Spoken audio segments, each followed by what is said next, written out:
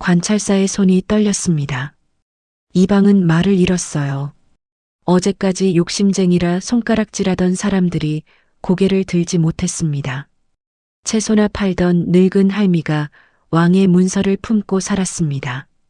30년 동안 아무도 몰랐어요. 찬바람이 지나가고 새싹이 돋아나는 봄이었습니다. 아직 해가 뜨지 않은 새벽 마을 장터로 이어지는 흙길 위에 두 사람의 발자국이 찍혀 있었습니다.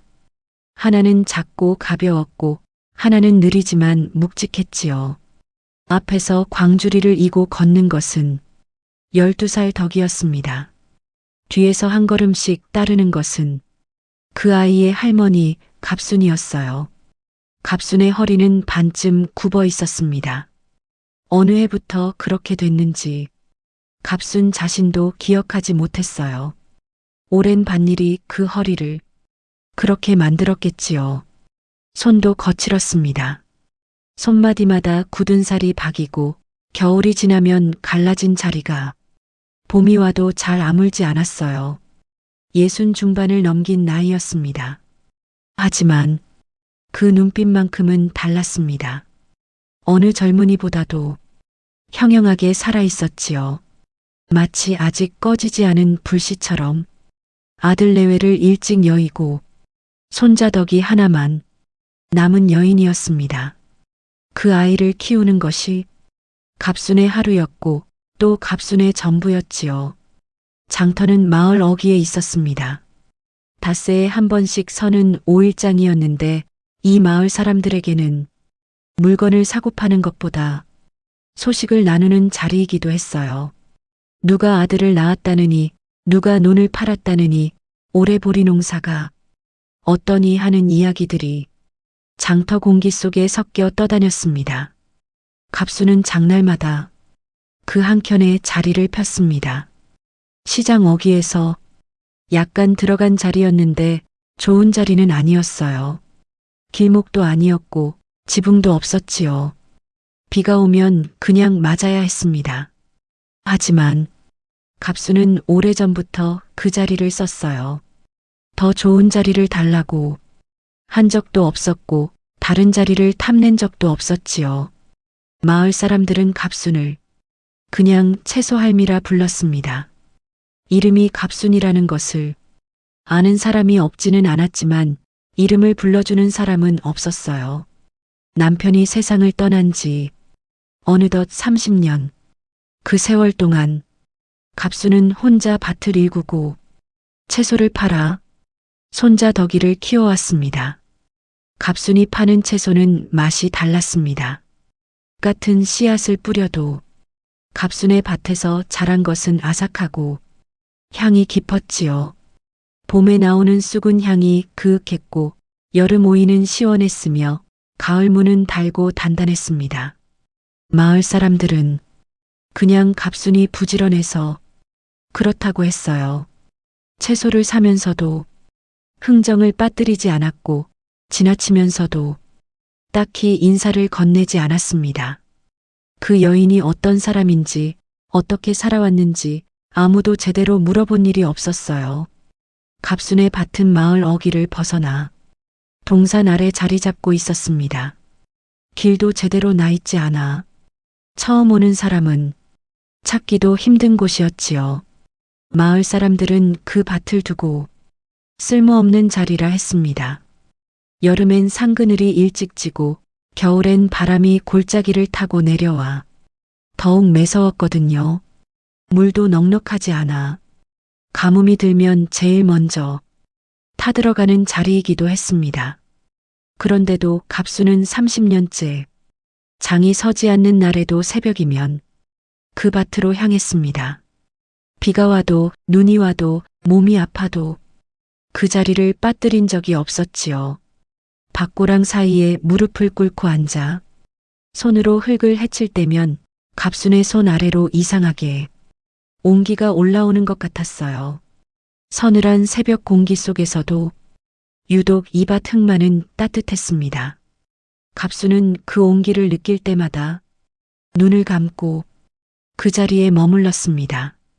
마치 누군가의 손을 잡는 것처럼 갑순의 집은 밭 아래 작은 토담집이었습니다.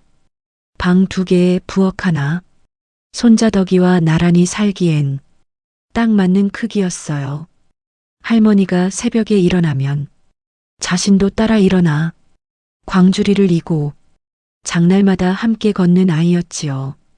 투정 한 번 하지 않고 늦잠을 자겠다고 떼쓴 적도 없었어요. 어릴 때부터 그렇게 자라온 탓인지 덕이는 또래 아이들보다 눈빛이 조용하고 말이 적었습니다. 사흘 뒤였습니다. 오전 볕이 한창 들어올 무렵 갑순이 부엌에서 된장을 끓이고 있는데 대문 두드리는 소리가 났어요. 아무나 함부로 두드리는 소리가 아니었습니다. 관청에서 온 사람, 특유의 소리였지요. 무겁고 여러 번 갑순이 앞치마에 손을 훔치며 나왔습니다. 대문 밖에는 이방이 있었어요. 50이 넘은 나이였지만 목소리만큼은 우렁찼고 걸음걸이엔 늘 거만함이 묻어 있었지요. 이방이 갑순을 위아래로 훑어보았습니다. 인사도 없이 바로 말을 꺼냈지요. 박갑순이요? 갑순이 대답하지 않고 눈빛으로만 대답했습니다. 내가 박갑순이요. 이방이 가볍게 헛기침을 하더니 말했습니다. 신임 관찰사 나리께서 이 마을에 새수로를 놓기로 하셨소. 이 고을이 가뭄 때마다 논밭이 타는 것을 더는 두고 볼 수 없다 하시어 동산 아래를 지나는 큰 수로를 내실 계획이요. 갑수는 여전히 말이 없었습니다. 들었다는 표시로 눈을 한번 깜빡였을 뿐이에요. 문제는 그 수로가 지나가야 하는 자리가 바로 노인장 밭 한가운데란 말이요. 관청에서 측량을 해보니 달리 방도가 없소. 그 자리를 피하면 수로 길이가 2배로 늘어나는데 그러면 공사 기간도 비용도 감당이 안 된다오. 이방이 소매 안에서 봉투를 꺼내 내밀었어요. 관청에서 넉넉히 보상을 해드리겠소. 이 봉투 안에 쌀 10섬에 해당하는 값이 들어있소. 이 마을에서 밭 한 떼기에 이 정도 값을 치른 일이 없소. 땅가치고는 후한 편이요. 잠깐 침묵이 흘렀습니다. 갑수는 봉투를 보았습니다. 그리고 이방을 보았습니다.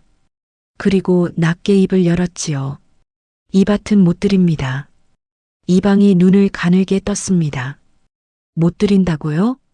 못 드립니다. 이방이 피식 웃었어요. 허허 웃음 같기도 했고 비웃음 같기도 했습니다. 노인장, 채소나 팔던 분이 관청을 상대로 이기신 전례가 있으면 내가 성을 갈겠소. 그냥 곱게 받으시오 땅이야.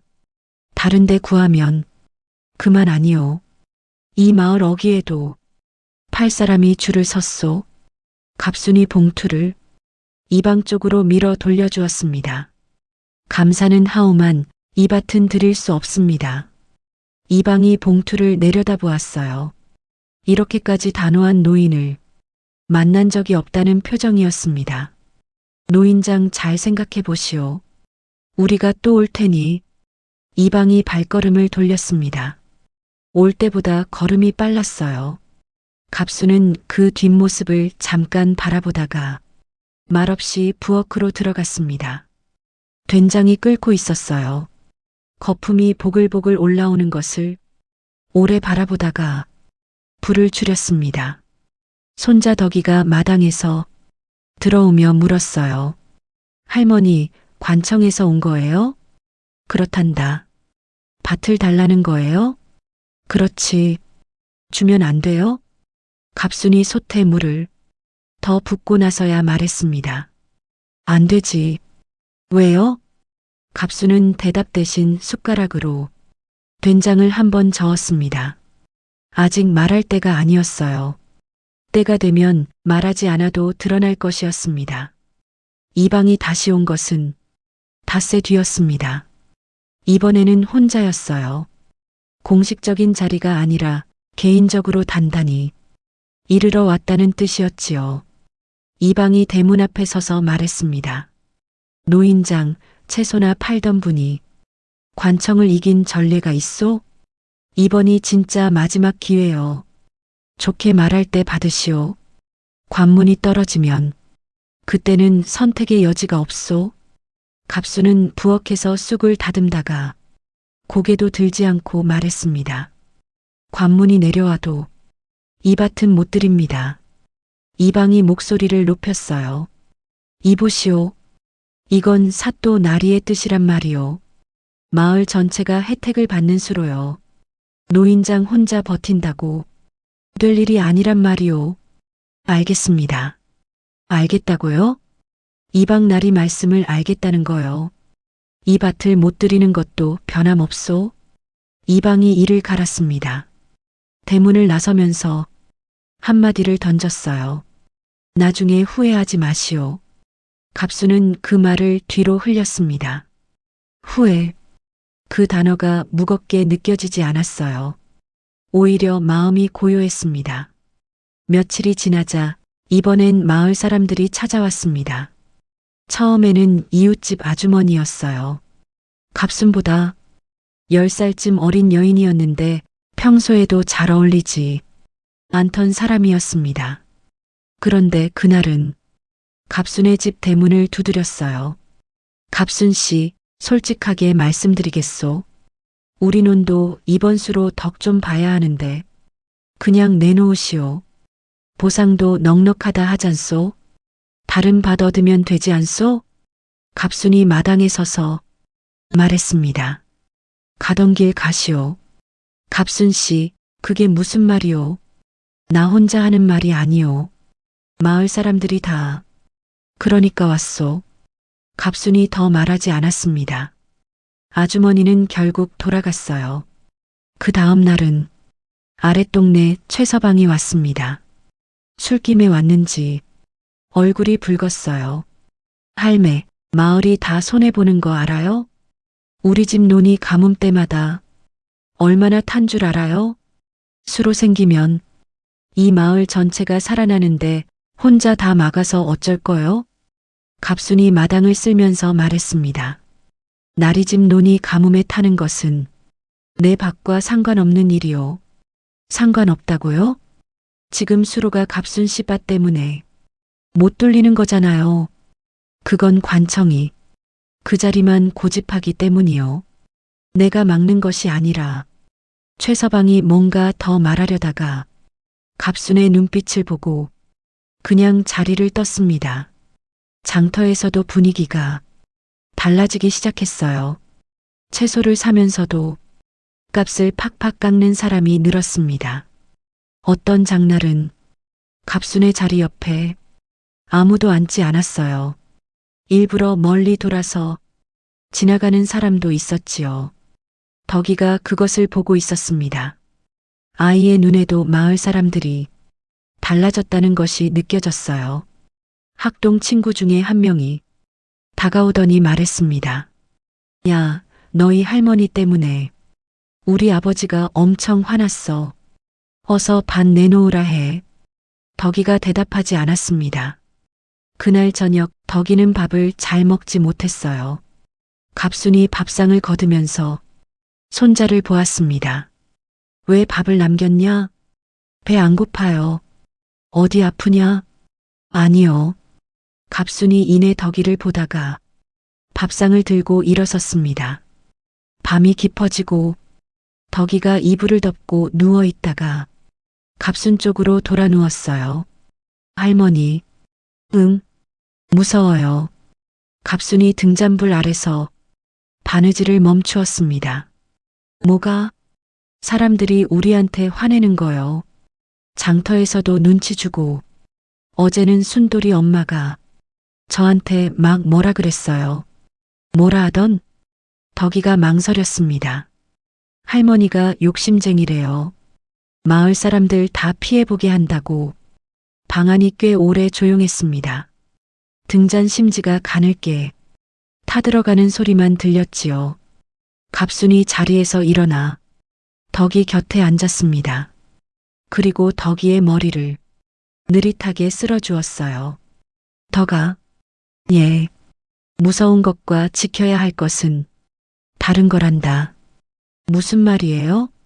할미는 지금 무서운 게 아니야. 지키고 있는 거야. 뭐요? 갑순이 말을 멈추었습니다. 창밖으로 달이 보였어요. 하얗고 고요한 달이 밭 위에 내려앉아 있었습니다. 내 할아버지가 나한테 부탁한 것. 덕이는 고개를 갸웃했습니다. 자신이 태어나기도 전에 돌아가신 할아버지에 대해 갑순이 먼저 말을 꺼낸 것은 그날이 처음이었으니까요. 할아버지가 뭘 부탁했는데요? 갑순은 대답하지 않았습니다. 자거라. 덕이는 더 묻지 않았어요. 할머니가 그렇게 말하면 더는 물어봐도 소용없다는 걸 알고 있었으니까요. 대신 눈을 감으면서 한 가지 생각을 했습니다. 저 밭이 할아버지와 관계가 있다는 것. 그리고 할머니의 눈빛이 오늘따라 유독 깊어 보인다는 것을. 보름이 지났습니다. 이방은 사흘이 멀다 하고 찾아왔어요. 그때마다 봉투가 달라졌습니다. 처음에 쌀 10섬이었던 것이 15섬이 되고 20섬이 되었지요. 관찰사 나리가 그만큼 급하다는 뜻이었습니다. 공사 기한이 정해져 있다고 했어요. 위로는 조정해서 독촉이 내려온다고도 했지요. 하지만 갑순의 대답은 한결같았습니다. 드릴 수 없습니다. 딱 그 한마디뿐이었어요. 이방이 협박의 수위를 높였습니다. 어느 날은 관문을 들고 왔어요. 공식 문서였지요. 수용 예정 통보라는 내용이 적혀 있었습니다. 갑순은 그 문서를 받아 한번 훑어보고는 이방에게 돌려주었어요. 이 밭은 못 드립니다. 이방이 고함을 질렀습니다. 이보시오. 이건 공문이오. 사또 나리의 직인이 찍힌 공문. 이게 보이지 않소? 보입니다. 보이면서도 거부한다는 거요? 거부합니다. 이방이 부들부들 떨면서 나가버렸습니다. 그날따라 이방의 발소리가 유난히 컸어요. 마을의 분위기는 더욱 싸늘해졌습니다. 장날마다 갑순의 자리 주변이 비어가기 시작했어요. 옆자리 아주머니가 슬그머니 자리를 옮겼습니다. 채소를 사러 오던 단골, 손님들도 뜸해졌지요. 어떤 장날은 반나절이 지나도 채소가 팔리지 않았어요. 갑순은 팔리지 않은 채소를 다시 이고 집으로 돌아왔습니다. 그리고 다음 날 다시 새벽에 일어나 밭으로 갔어요. 밭고랑 사이에 무릎을 꿇고 앉아 손으로 흙을 헤치면 역시 그 온기가 올라왔습니다. 서늘한 새벽에도 이 자리만은 따뜻했지요. 갑순은 그 온기에 손을 얹으면서 눈을 감았어요. 여보, 나 버티고 있소. 소리로 내뱉지는 않았습니다. 가슴속으로 말한 것이었어요. 30년 동안 그 말을 가슴속으로 얼마나 많이 했는지 갑순도 몰랐습니다. 그러던 어느 날 아침이었어요. 바깥에서 상추를 거두고 있던 갑순 앞에 마을 이장이 나타났습니다. 이장은 50대 중반의 너그러운 인상을 가진 사람이었지만 그날은 표정이 딱딱하게 굳어 있었어요. 갑순 씨, 이장으로서 공식적으로 한 말씀 드리겠소. 갑순이 일어서며 상추 광주리를 옆에 내려놓았습니다. 마을 회의를 했소. 만장일치였소. 이번 수로 공사에 협조해 주시기 바라오. 갑순 씨 땅값은 마을 사람들이 십시일반 더 보태서 충분히 드리기로도 합의가 됐소. 관청 보상금에 마을 사람들 돈까지 보태면 이 마을에서 밭 한 떼기에 이보다 좋은 값은 없소. 갑순이 이장을 바라보았습니다. 이장 어른, 마음은 고맙습니다만 허나 이 밭은 드릴 수 없습니다. 이장이 한숨을 크게 내쉬었어요.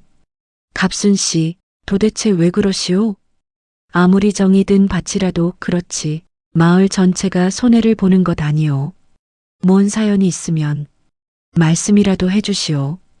이해를 하든 도움을 드리든 할 것 아니오.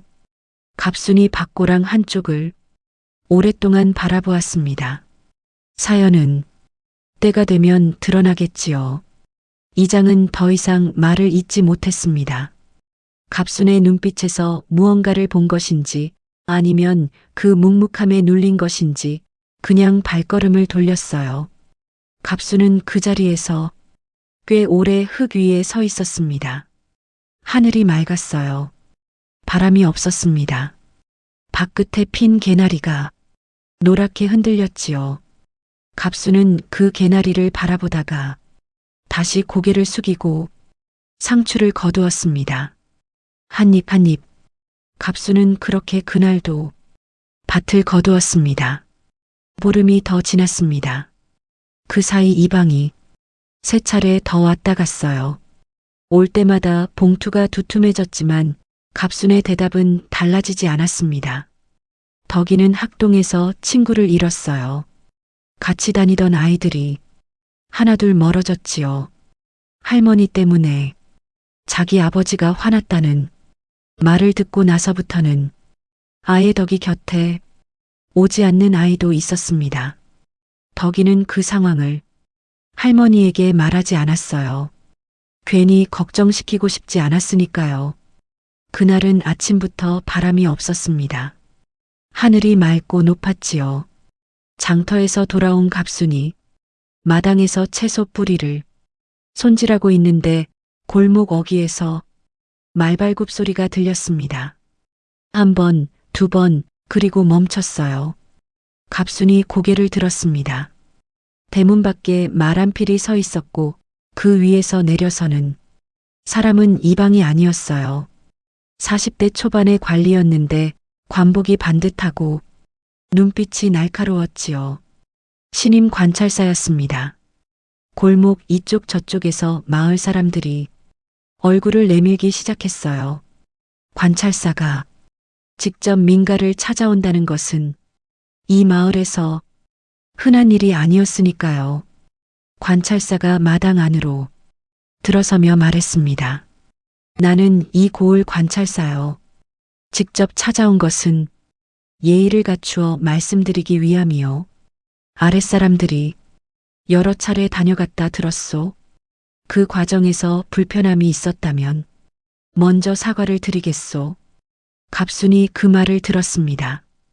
관찰사가 사과를 먼저 했다는 것이 다소 뜻밖이었어요. 관찰사가 말을 이었습니다. 이미 여러 차례 통보가 있었지요. 수로 공사는 이 마을만의 일이 아니오. 위로는 조정의 뜻이 내려와 있고 공사 기한도 정해져 있어. 더 이상 늦출 수가 없는 상황이요. 갑순이 고개를 끄덕였습니다.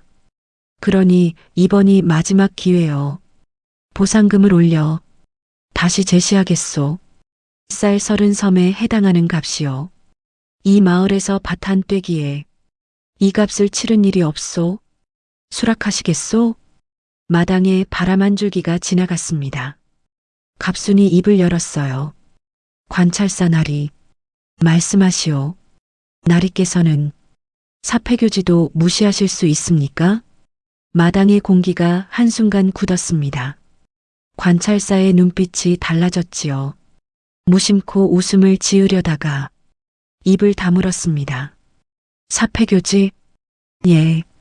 관찰사가 갑순을 물끄러미 바라보았어요. 그리고 이방을 보았습니다. 이방도 처음 듣는다는 표정이었지요. 노인장, 지금 사폐교지가 있다고 하시는 거요? 예. 갑순은 더 말하지 않았습니다. 그대로 눈을 내리깔고 서 있었어요.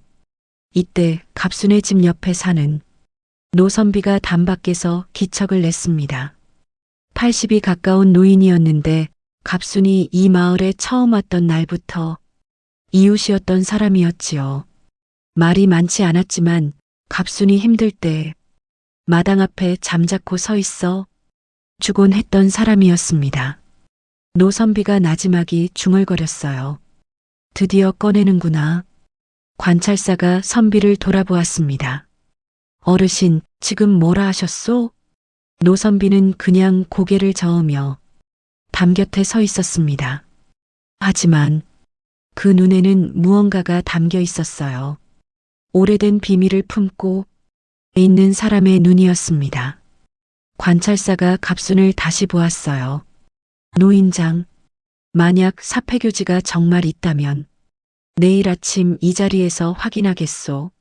내가 직접 오겠소. 하지만 없다면 그 다음날 강제 집행이요.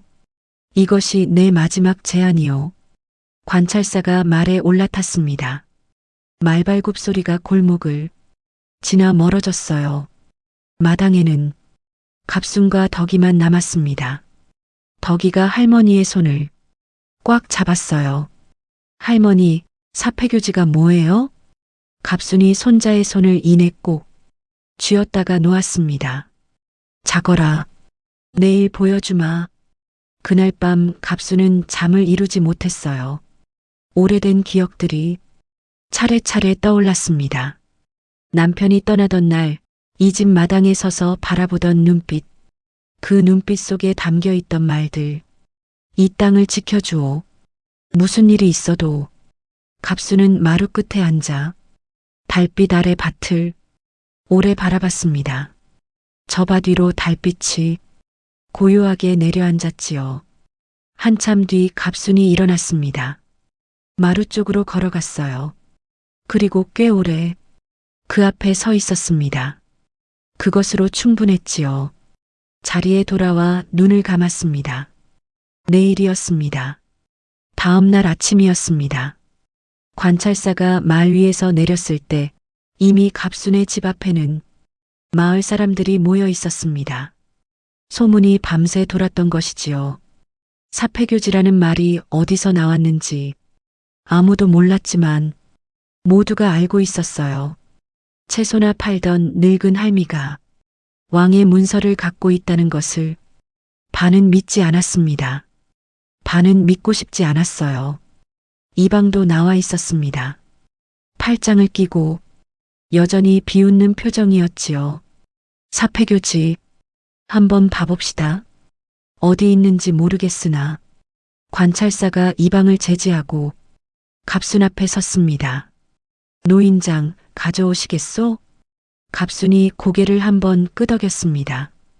그리고 집 안으로 걸어 들어갔어요. 서두르지 않는 걸음이었습니다. 마당에 선 사람들이 숨을 죽였습니다. 마을 사람들도 이방도 관찰사도 아무도 말이 없었어요. 손자 덕이만이 대문 안에서 할머니의 뒷모습을 눈으로 쫓았습니다. 집안이 고요했습니다. 멀리서 새 한 마리가 우는 소리가 들렸어요. 마당의 마른 흙 위에 햇볕이 내려앉았지요. 이윽고 갑순이 나왔습니다. 두 손에 오래된 칠기함이 들려 있었어요. 오칠이 군데군데 벗겨진 낡은 것이었지만 갑순이 그것을 안고 있는 모습만큼은 무언가 귀한 것을 모시는 것 같았습니다. 서두르지 않았어요. 마치 오래전부터 이 순간을 알고 있었던 것처럼 덕이가 눈을 크게 떴어요. 저 함은 처음 봤습니다. 할머니가 그것을 꺼내는 것도 본 적이 없었지요. 집 안 어딘가에 있다는 것조차 몰랐어요. 갑순이 마당 한가운데 섰습니다. 함을 내려놓고 두 손으로 뚜껑을 열었어요. 안에는 붉은 비단이 펼쳐져 있었습니다. 오랜 세월이 지났어도 색이 바래지 않을 만큼 정성스럽게 보관된 것이 느껴졌어요. 갑순이 비단 사이로 손을 넣어 두루마리 하나를 꺼냈습니다. 낡아 있었지만 손상은 없었어요. 두 손으로 받쳐 관찰사에게 내밀었습니다. 관찰사가 두루마리를 받아 펼쳤습니다. 마당이 숨소리도 없이 조용해졌습니다. 두루마리가 펼쳐질수록 관찰사의 손이 미세하게 떨렸어요. 이방이 옆에서 목을 빼어 들여다보다가 얼굴빛이 달라졌습니다. 두루마리 끝에 붉은 빛의 커다란 인장이 찍혀 있었습니다. 선왕의 어세였어요.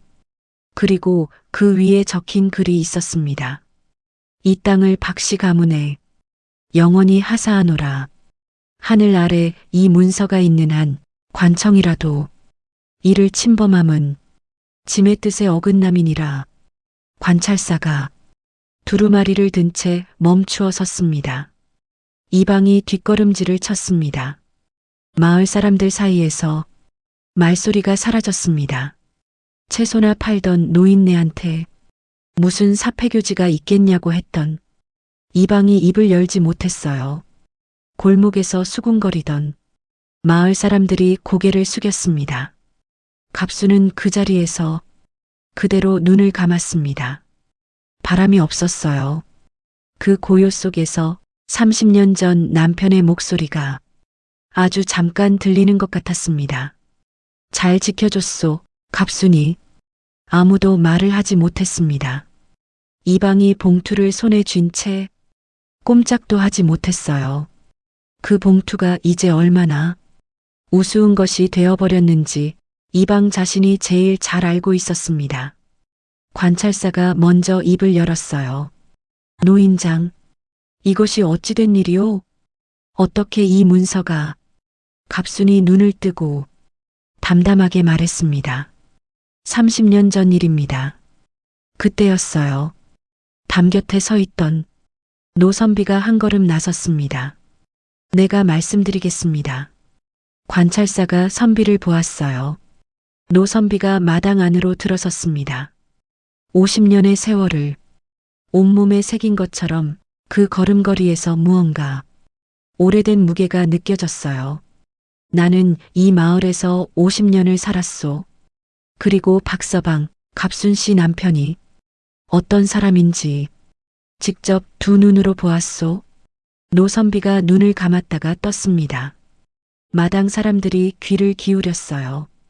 마을 사람들도 이방도 관찰사도 30년 전 이 고을에 흉년과 전란이 겹쳤습니다.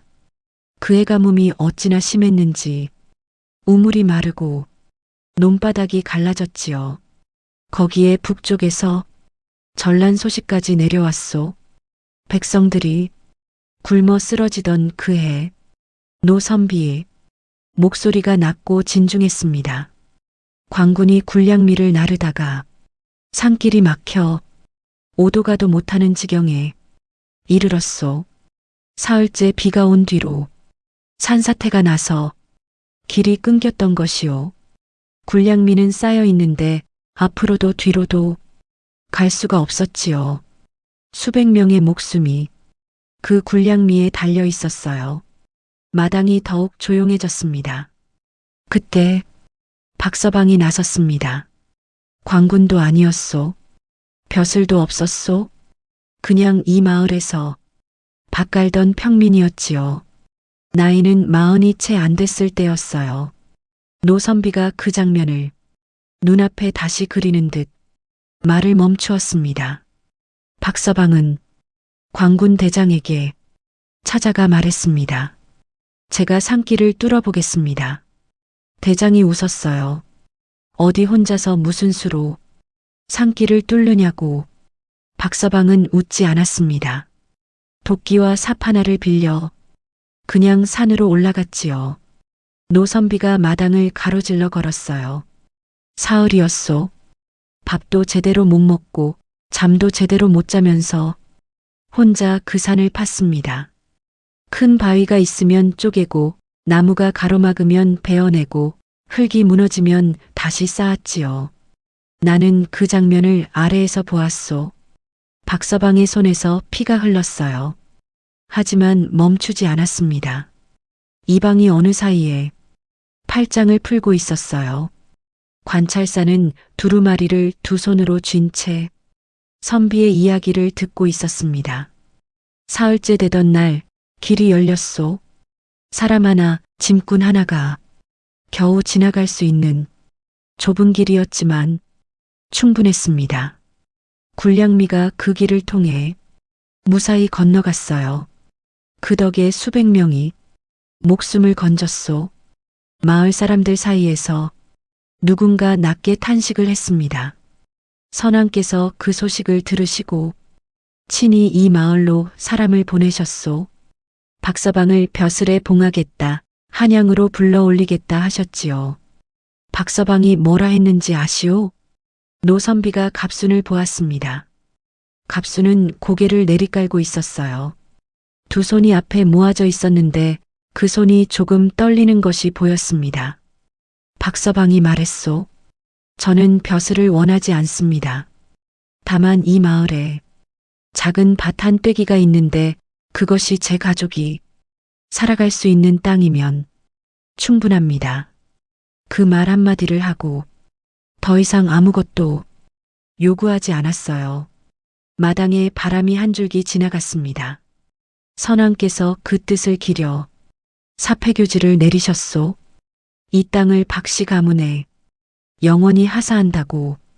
그리고 박서방은 그 문서를 평생 자랑한 적이 없었습니다. 갑순 씨도 마찬가지였지요. 30년 동안 단 한 번도 덕이가 할머니의 손을 잡았습니다. 손이 떨리고 있었어요. 덕이 자신의 손이 떨리고 있었습니다. 할머니, 갑순이 손자를 내려다보았습니다. 내 할아버지는 그런 분이셨어. 그게 전부였어요. 자랑하지 않았습니다. 설명하지 않았어요. 그냥 담담하게 그 한마디. 마당 어딘가에서 훌쩍이는 소리가 들렸습니다. 마을 사람 중 누군가였어요. 어제까지만 해도 욕심쟁이라 손가락질하던 사람들이 지금은 고개를 들지 못하고 있었습니다. 이장이 고개를 푹 숙였어요. 이방이 손에 쥔 봉투를 소매 안으로 슬그머니 집어넣었습니다. 관찰사가 두루마리를 다시 비단에 조심스럽게 감쌌습니다. 그리고 두 손으로 받쳐 갑순에게 돌려주었어요. 노인장, 내가 몰랐습니다. 진심으로 사과드리오. 관찰사가 깊이 허리를 굽혔습니다. 관복의 소매가 땅에 닿을 정도로 관찰사의 사과가 끝났습니다. 마당이 다시 고요해졌어요. 이방이 무릎을 꿇고 고개를 숙였습니다. 그 모습이 낯설었는지 마을 사람들이 서로를 바라보았지요. 어제까지 갑순을 욕심쟁이라 했던 사람들이 이제 자신들의 발끝을 바라보고 있었습니다. 갑순이 사폐교지를 비단에 다시 감싸함에 넣었습니다. 뚜껑을 닫았어요. 30년 동안 품어온 것을 꺼냈다가 다시 제자리로 돌려놓는 것이었지요. 그리고 관찰사를 보았습니다. 관찰사 나리, 예, 수로가 필요하면 내 밭 한 켠을 쓰시오. 마당에 있는 사람들이 일제히 갑순을 보았습니다. 이방이 무릎을 꿇은 채 고개를 들었어요. 관찰사의 눈이 흔들렸습니다. 지금 뭐라 하셨소? 이 밭 한 켠을 수로에 내드리겠습니다. 밭 전부가 아니라 수로가 지나야 하는 자리만요. 그것으로 충분하다면 노인장, 그건 보상을 받으셔야. 갑순이 손을 저었습니다. 선왕께서 내리신 땅이니 백성에게 쓰이는 게 마땅합니다. 그게 우리 영감이 바랐던 것이기도 하고요. 관찰사가 입을 다물었습니다. 바람도 없었어요. 마당이 오랫동안 고요했습니다. 이윽고 관찰사의 눈에서 무언가가 흘렀어요. 서둘러 소매로 닦았지만 이미 마을 사람들이 다 보았습니다. 마을 이장이 갑순 앞으로 나아가 허리를 굽혔어요. 갑순 씨, 내가 틀렸소. 사람을 너무 몰라봤구먼. 욕심쟁이라고 했던 말 부끄럽소. 갑순이 이장을 보았습니다. 이장 어른도 마을을 걱정한 것이지요. 이방이 고개를 들었습니다. 눈이 빨개져 있었어요. 노인장, 제가 무례했습니다. 채소나 팔던 노인네라고 얕봤습니다. 용서해 주시오. 갑순이 이방을 보았습니다. 나리도 관청 일을 하신 거지요. 다 맡은 바가 있으니까요. 갑수는 더 말하지 않았어요. 마을 사람들이 하나둘 고개를 숙였습니다. 어떤 이는 그냥 조용히 나가버렸어요. 할 말이 없었겠지요. 욕심쟁이라 손가락질했던 말이 부끄러워서 덕이가 할머니 옆에서 그 장면을 보았어요. 30년을 묵묵히 살아온 여인이 이긴 자리에서 원망 하나 없이 먼저 손을 내미는 것을 보았습니다. 아무도 칭찬하지 않아도 아무도 알아주지 않아도 그냥 그렇게 살아온 것이었다는 것을 덕이는 그날 어린 나이였지만 무언가를 가슴 깊이 새겼습니다. 수로가 완성되었습니다. 갑순의 밭 한켠을 지나 마을 논밭까지 물이 흘렀지요. 처음으로 이 마을에 제대로 된 수로가 생긴 것이었습니다. 수로가 열리던 날 관찰사가 직접 와서 첫 물꼬를 텄어요. 물이 흘러내려가는 것을 보면서 관찰사가 갑순에게 말했습니다. 노인장 덕에 이 마을이 살겠소. 갑순이 고개를 저었어요. 우리 영감 덕에 사는 것이지요. 수로를 통해 물이 논밭으로 들어가는 것을 보면서 마을 사람들이 웅성거렸습니다. 기뻐하는 소리도 있었고 갑순 이야기를 하는 소리도 있었어요.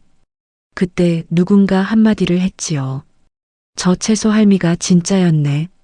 진짜였어. 그리고 그해 가을은 이 마을 사람들이 오래도록 기억하는 가장 풍성한 가을이 되었습니다. 벼이삭이 고개를 푹 숙일 정도로 여물었고 밭에는 무와 배추가 실하게 들어찼어요. 마을 사람들이 추수를 하면서 서로 웃었습니다. 몇 해 만에 처음 있는 일이었지요. 장날마다 변화가 생겼어요. 갑순의 채소 자리 앞에 사람이 줄을 섰습니다. 전보다 훨씬 많은 손님이 찾아왔지요. 채소를 사면서 말을 건네는 사람도 늘었어요.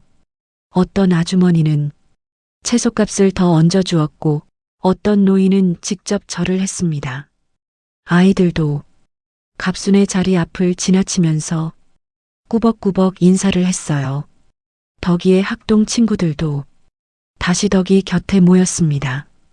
갑순은 그냥 채소를 팔았습니다.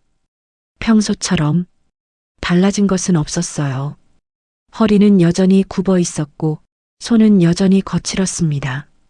새벽에 일어나 밭에 나가고 장날에는 채소를 팔고 저녁엔 덕이의 밥을 차렸지요. 그런데 한 가지가 달라졌습니다. 사람들이 갑순을 부르는 방식이었어요. 채소 할미라 부르던 사람들이 이제는 갑순 씨라고 불렀습니다. 이름을 불러준다는 것이 사람을 사람으로 본다는 뜻이지요. 갑순은 그것을 한 번도 당연하게 여기지 않았어요. 누군가 이름을 부르면 그쪽을 보고 눈을 마주쳤습니다. 어느 날 저녁 덕이가 밥을 먹으면서 말했어요. 할머니, 왜 진작 사패교지를 보여주지 않으셨어요? 그랬으면 이렇게 힘들지 않았잖아요. 갑순이 젓가락을 내려놓으며 말했습니다. 필요 없었으니까. 필요 없다니요? 사람들이 이렇게 힘들게 했는데 그건 그 사람들이 몰라서 그런 거지. 우리가 억울한 건 아니었어. 이 땅이 우리 것이라는 건 내가 알고 있었으니까. 덕이가 생각에 잠겼습니다. 그럼 할머니는 처음부터 지는 싸움을 하지 않았던 거네요. 갑순이 손자를 보고 처음으로 빙긋 웃었습니다. 우리 덕이가 이제 다 알아가네. 그래도 그렇지 그 고생이 아니었어. 갑순이 불을 들여다보며 말했습니다. 지키는 게 힘든 것이지 지키는 것 자체가 고생은 아니야. 내 할아버지가 그 산길을 뚫을 때도 힘드셨겠지. 하지만 할아버지 마음에 그게 고생이었을까? 덕이가 고개를 저었습니다. 아닐 것 같아요. 그래, 그런 거야. 덕이가 생각하다가 다시 말했어요. 할머니, 저 나중에 커서 할아버지처럼 살고 싶어요. 갑순이 밥상을 내려다보았습니다. 꽤 오래 말이 없었어요. 그리고 아주 낮은 목소리로 말했지요. 그러면 되는 거야. 밥상 위에 저녁 반찬이 소박하게 놓여 있었습니다. 갑순이 키운 채소로 만든 된장찌개와 나물. 오늘도 갑순의 손맛이 담긴 밥상이었어요. 창밖으로 가을달이 떠올랐습니다. 저 달 아래 수로에 물이 흐르고 있었어요. 갑순의 밭 한켠을 지나 마을 논밭으로 이어지는 물줄기. 그 물줄기 덕에 올 가을, 이 마을 사람들이 풍성한 수확을 했지요. 갑순은 그것이 대견하거나 자랑스럽다고 생각하지 않았어요. 그냥 마땅한 일이 마땅한 자리에서 이루어진 것이라고 생각했습니다. 그리고 내일도 새벽이 오면 밭으로 갈 것이었어요. 갑순은 그 뒤에도 새벽이면 밭으로 나갔습니다. 허리는 여전히 굽어 있었고 손은 여전히 거칠었지요. 봄이 오면 쑥을 팔았고 여름이 오면 오이를 팔았어요. 가을이 오면 무와 배추를 팔았고 겨울 내내 절인 김치를 담가 도간에 묻었습니다. 그 반복 속에서 갑순의 하루는 늘 같은 모양이었어요. 하지만 그 안에 담긴 것은 결코 같지 않았습니다. 30년 전 남편이 부탁한 것, 한 떼기 땅을 지켜달라는 그 말. 갑순은 그 말 하나를 30년 동안 가슴 안에 품고 살았어요. 누구에게도 자랑하지 않았고 누구에게도 억울하다 하지 않았습니다. 그냥 지켰지요. 사폐교지함은 다시 마루 밑으로 돌아갔습니다. 필요한 자리에서 꺼냈으니 이제는 다시 있어야 할 자리로 돌아가는 것이 맞다고 갑순은 생각했지요.